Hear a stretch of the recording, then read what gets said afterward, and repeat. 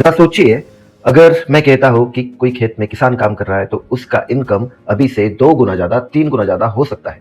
पहला सवाल जो आपके मन में आएगा वो होगा कि कैसे भाई, कैसे। और फिर दूसरा सवाल आएगा कि भाई कहां से शुरू करें, है ना।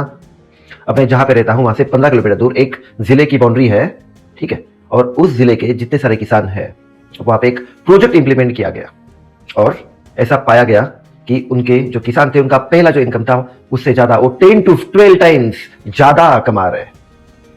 जो जिला जो पहले हमेशा सूखे की वजह से खामोश था, आज वो पूरे भारत देश में एक एग्रेरियन रिवोल्यूशन जिसको हम कहते हैं खेती बाड़ी की एक क्रांति ला सकता है। और भारत के बाकी सारे राज्य, बाकी सारे जिले इस महाराष्ट्र के एक छोटे से जिले के मतलब बीड़ से बहुत कुछ सीख सकते हैं। और आज के इस वीडियो में मैं इसी जिले की कहानी बताने जा रहा हूं। एक फेमस राइटर है, उनका नाम है विक्टर ह्यूगो। अब वे कहते हैं कि no army, no power in the world can stop a thought whose time has कम।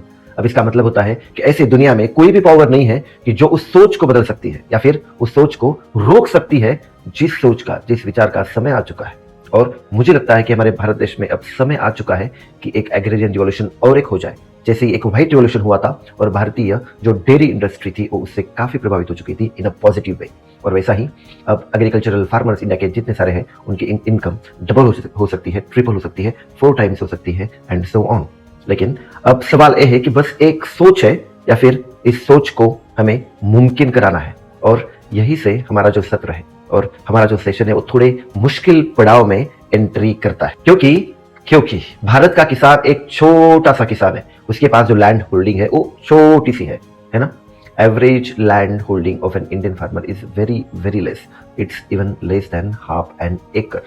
देखो, अब उसमें कई बार ड्राउट्स आ जाते हैं, कई बार फ्लड हो जाता है, कई बार मार्केट में फ्लक्चुएशंस तो होते रहते हैं। आज भाव नीचे, कल अचानक से भाव बहुत ही ज्यादा। और ऐसे में किसी भी इंडियन फार्मर का इनकम डबल करना, ट्रिपल करना, ये एक्चुअली सपने जैसा लगने लगता है। लेकिन ये असंभव जैसी लगने वाली जो चीज है वो संभव करके दिखाई है और मुमकिन करके दिखाई है महाराष्ट्र के एक छोटे से जिले ने, एक गरीब जिले ने, बीड़ ने। अब यहाँ के जो लोग हैं वो बहुत ही गरीब है, 2 वक्त की रोटी तक वो पाने के लिए दिन भर परिश्रम करते हैं, बहुत उनको कष्ट करना पड़ता है, जूझना पड़ता है। इसके साथ बेटर अपॉर्चुनिटीज के लिए, कुछ चंद पैसे कमाने के लिए वो हमेशा बीड़ से बाहर जाते हैं, जिसको हम माइग्रेशन कहते हैं। लेकिन इतनी सारी कठिनाई के बावजूद भी बीड़ जिले ने ये सारी चीजें मुमकिन करके दिखाई है।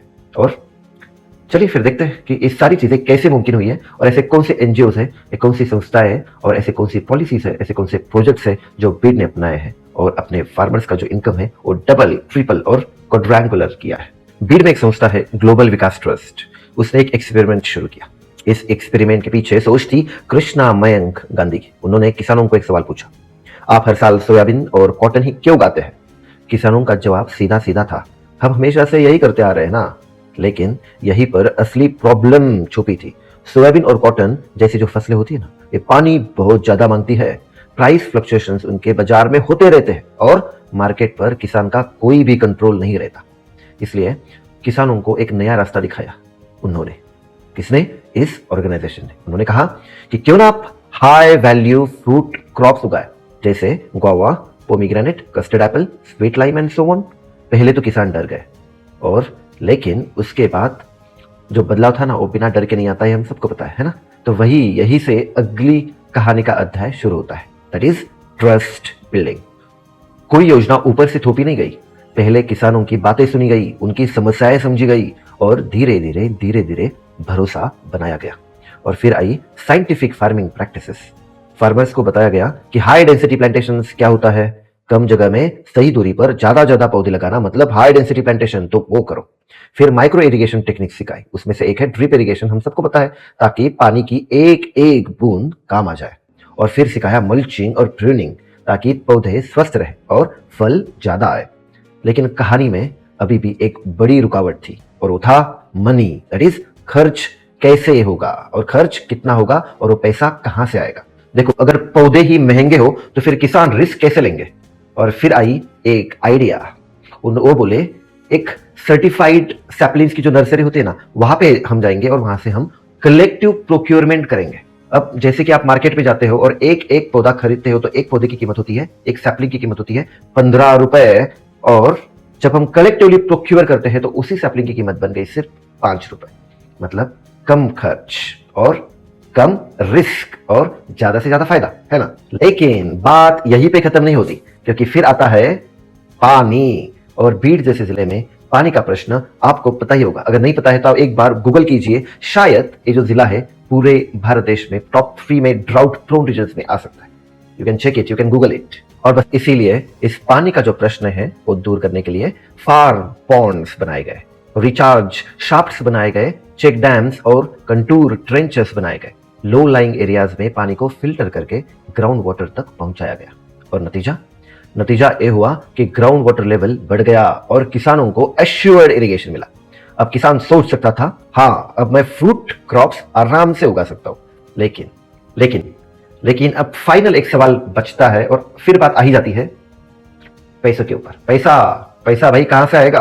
और फार्मर्स को, ये जो बैंक्स है ना, छोटे छोटे फार्मर्स को पैसे देने के लिए बहुत ज्यादा डरती है। उनको लगता है कि अगर हमने पैसा किसानों को दे दिया in the form of a loan, तो वो जो किसान है वो लोन कभी भी रिटर्न नहीं दे पाएगा, नहीं चुका पाएगा।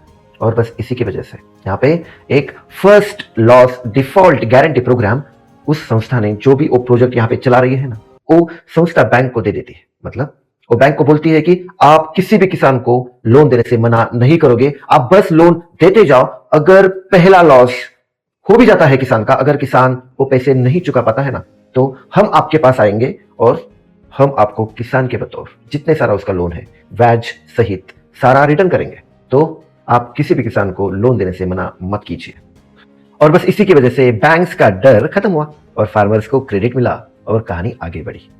अब सिर्फ फसल उगाना काफी नहीं था, असल कमाई होती है वैल्यू चेन।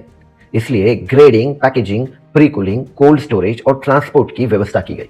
फार्मर सीधे डोमेस्टिक और ग्लोबल मार्केट से जुड़े गए और मिडलमैन पूरी तरीके से पीछे हट गए।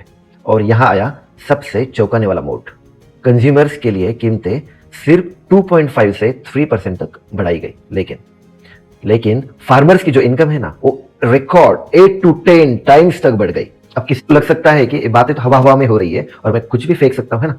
और प्रोजेक्ट्स का जो इवैल्यूएशन है, let me tell you, Tata Institute of Social Science जैसा एक प्रेस्टिजियस जो यूनिवर्सिटी है उसने किया है।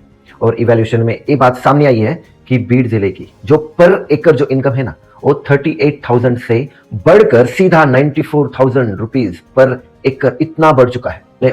और दोस्तों, यहां से एक संदेश तो हम सबको मिलता ही है कि जब भी कोई organisation with help of NGO, with help of government कोई भी एक प्रोजेक्ट किसी भी जगह पे इंप्लीमेंट कर रहा है, लोगों का, फार्मर्स का भरोसा जीत रहा है, तो उनका उद्देश्य सिर्फ ये नहीं होना चाहिए कि बस फार्मर्स का इनकम बढ़ाओ और उनका यील्ड बढ़ाओ एंड दैट्स इट। 2-3 साल बाद जब वो ऑर्गेनाइजेशन अपना हाथ वहां से हटा लेगा तो फिर वो जो फार्मर से वही अपने पुराने स्थिति में आ जाएंगे। ऐसा नहीं होना चाहिए, है ना। हर एक प्रोजेक्ट का जो मेन एम है, जो मेन उद्देश्य है, वो होना चाहिए कि जब भी वो प्रोजेक्ट इंप्लीमेंटेशन के बाद भी वहाँ के जो फार्मर्स है, वहाँ के जो लोग हैं, वो पूरी तरीके से इंडिपेंडेंट बन जाए और उनका जो रोजगार है, उनका जो लाइवलीहुड है, वो लॉन्ग टर्म के लिए चलता रहे। और ये सारी चीजें जो भीड़ में अगर हो सकती है ना, तो भारत के किसी भी कोने में हो सकती है। दोस्तों, अगर आपको कुछ कहना है, आपकी राय देनी है, कुछ सजेशंस देने हैं, तो आप नीचे कमेंट्स में जरूर मेंशन कर सकते हो। दोस्तों, see you in the next video.